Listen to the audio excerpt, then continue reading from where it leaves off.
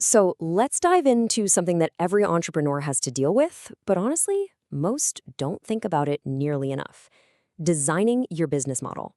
Yeah, it's about how you get paid, but trust me, it's so much more than that. And this quote, man, it just hits the nail on the head. Think about it. You pour all your energy, your passion, your late nights into creating something amazing.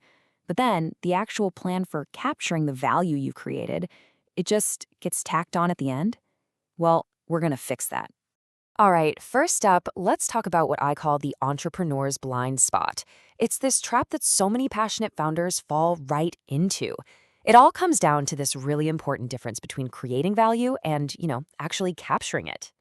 Okay, so on one side, you've got value creation. This is the fun stuff, right? This is your brilliant idea, your cool product, the thing you're passionate about. It's your comfort zone.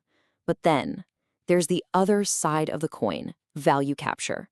This is the nitty-gritty framework for how you actually get paid for all that awesome value. And here's the problem. We spend like 99% of our time on the first part and maybe 1% on the second. That's a huge imbalance. And this is what usually happens. You're so pumped to get your product out there, to just launch already, that you look around at your competitors and go, I guess we'll just do what they're doing. But here's the thing. When you just copy the standard model, you're not thinking strategically at all.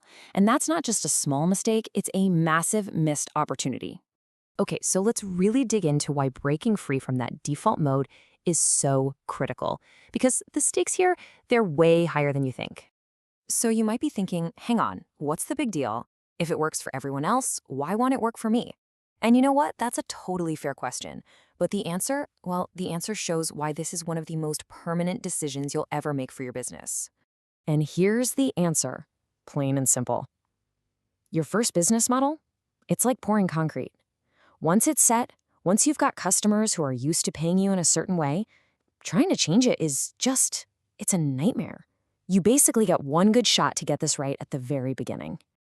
All right, so if just going with the flow is the problem, what's the answer? Well, it's not about picking a different model from a list. It starts with a fundamental shift in how you think about this whole thing. What you're really aiming for, the gold standard, is what's called a value-based model. And the idea is simple but so powerful. The amount of money you make is tied directly to how much value your customer gets. So the more they win, the more you win. This puts you and your customers on the exact same team, and that is an incredibly powerful place to be. And this is so key. We get so hung up on pricing, right? Should we charge $9.99 or $10.99? But this quote makes it clear the model itself, the how you charge, is way more important for your long-term health than the specific price point. Just think about how subscription models completely changed industries like software or movies. That wasn't a pricing change, that was a model change. That's power. Okay, so how do you actually find the right model for you? Well, first things first, you've got to know what your options are. So let's open our minds a bit and explore the landscape. And here is a serious pro tip. A secret weapon, really. Don't just look at what your direct competitors are doing. That's a trap.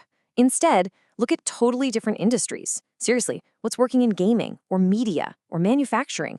The most innovative ideas often come from borrowing something brilliant from a completely different world. First up, you've got your classic paper product models. This is stuff like a one-time charge for a piece of software, maybe with an ongoing maintenance fee. Or think about the classic razor and blades model. You sell the razor cheap, but you make all your money on the replacement blades. It's an oldie but a goodie. Then you've got a whole category built around recurring revenue. Pay for access. This is the world of subscriptions, right? Like your favorite streaming service.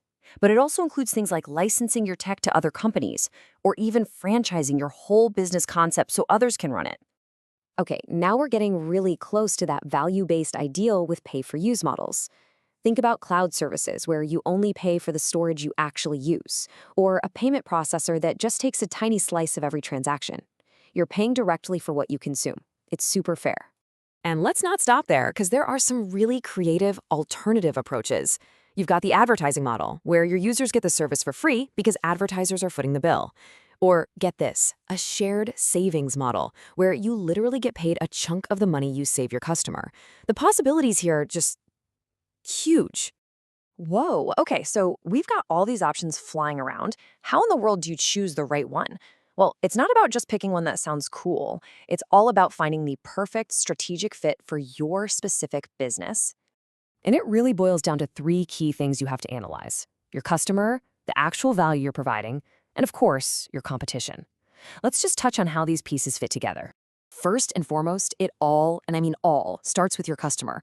How do they actually want to buy? What fits their budgets? Your model has to work for them, not against them. And when you really understand your customer, it makes the next step, quantifying your value, so much easier. Because you can finally see the world through their eyes and measure the real impact you're having on their bottom line. And this is where your business model stops being a spreadsheet and starts being a competitive weapon. Think about it. You can pick a model that makes you stand out. If all your competitors are charging a huge upfront fee, maybe you come in with a super flexible pay-as-you-go plan.